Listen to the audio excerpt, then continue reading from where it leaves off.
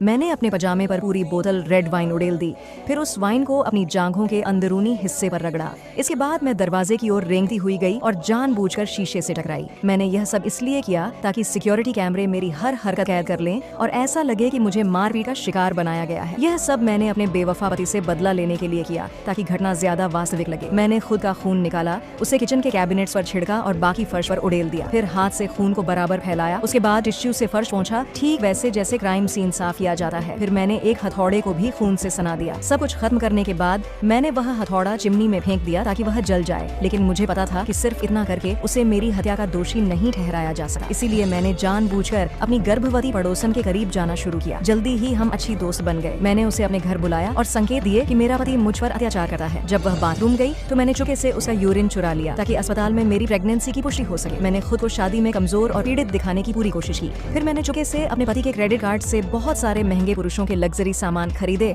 और उन्हें एक सुनसान परित्यक्त घर में छिपा दिया। इतना सब करने के बाद मैंने खुद के लिए लाइफ इंश्योरेंस पॉलिसी खरीदी और उसमें लाभार्थी के रूप में अपने पति का नाम डलवा दिया ताकि सबूतों की कड़ी और मजबूत हो जाए। मैं रात रात भर जाकर 200 डायरी एंट्रीज लिखती रही। हमारे टूटे रिश्ते का दर्द, क्रूरता, सब कुछ इतना असली, इतना विश्वसनीय कि कोई भी पढ़े तो यकीन कर ले। फिर मैंने उन डायरियों का कुछ हिस्सा जला दिया और बाकी पन्नों को ऐसे जगह छोड़ा जहाँ पुलिस जरूर ढूंढ ले। मैंने अपने बाल काटे, उन्हें रंगवाया, यहाँ तक कि भौहें भी। फिर मैंने हथौड़े से अपनी आंख पर प्रहार किया ताकि मारपीट के निशान बन जाएं। जब हर कदम पूरा हो गया तो मैं घर छोड़कर चली गई, हमेशा के लिए। जब जैक घर लौटा और वह सारा कोलाहल देखा, मुझे कहीं नहीं पाया, तो उसे कुछ समझ नहीं आया कि क्या हुआ। तभी पुलिस आ धमकी और छानबीन शुरू कर दी। उन्होंने कैबिनेट्स पर खून देखा और जैक को तुरंत संदिग्ध मान लिया गया। पूछताछ के बाद सबूतों के अभाव में पुलिस ने उसे छोड़ दिया, लेकिन मेरी योजना का पहला कदम सफल हो चुका था। जब मेरे माता पिता को मेरे लापता होने की खबर मिली तो वे आए और प्रेस कॉन्फ्रेंस की। जैक कैमरों के सामने चिंतित बनने की कोशिश करता रहा और लोगों से सुराग मांगता रहा, लेकिन आखिरी फोटो सेशन में वह मेरी तस्वीर के बगल में खड़ा हुआ और एक अजीब सी मुस्कान दी। वह फोटो वायरल हो गई और जनता ने उसे तुरंत राक्षस घोषित कर दिया। कुछ दिनों बाद एक रेस्क्यू इवेंट के दौरान मेरी सबसे अच्छी दोस्त बच्चे को गोद में लिए भागती हुई आई और जैक से पूछा, क्या तुम्हें पता था कि वो प्रेग्नेंट थी? ये खबर बम की तरह फटी।